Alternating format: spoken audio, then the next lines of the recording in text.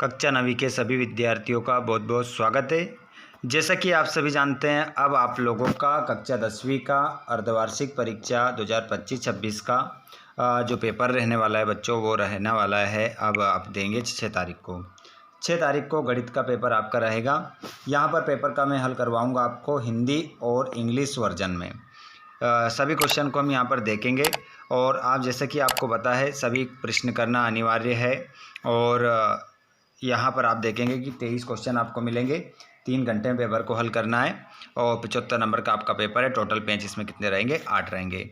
आइए बच्चों, तो बिना देर किए हम स्टार्ट करते हैं क्वेश्चन नंबर पहले से।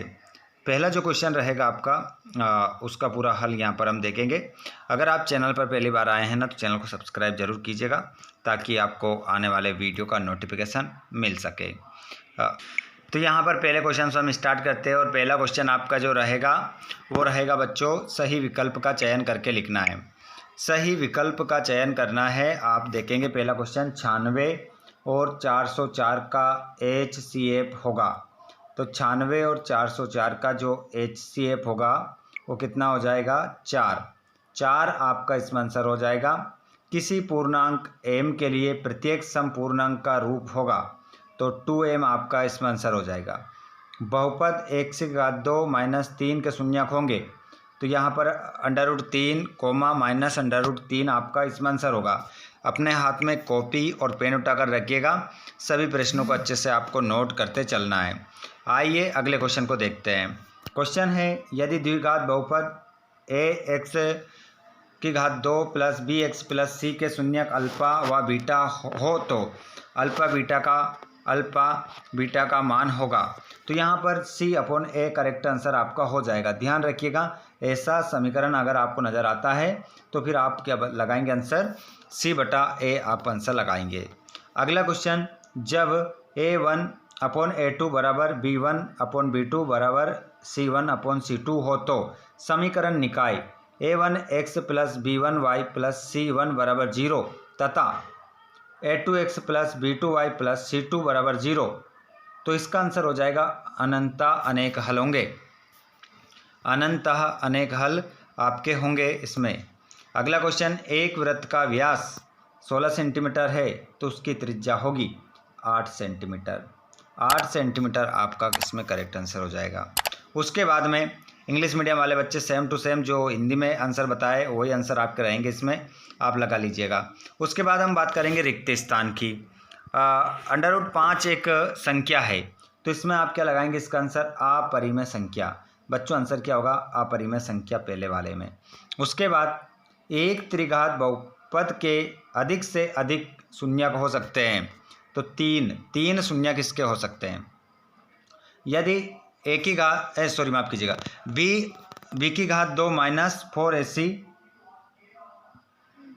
बड़ा है 0 से 0 हो तो द्विघात समीकरण के दोनों मूल वास्तविक क्या होंगे? वास्तविक व भिन्न होंगे।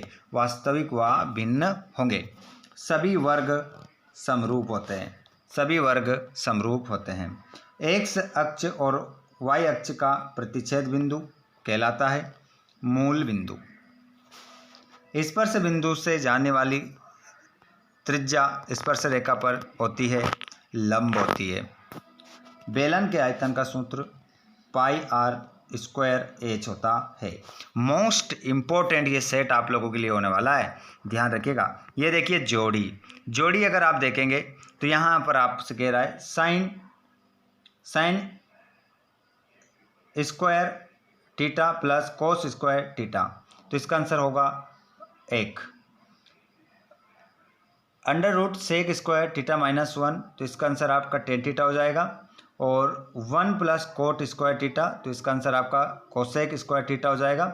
और sec 90 - थीटा, तो इसका आंसर आपका जो होगा कोसेक थीटा हो जाएगा। और tan 60 डिग्री, इसका जो मान होगा वो हो जाएगा √3। और sin 0 डिग्री का जो मान होगा वो हो जाएगा 0।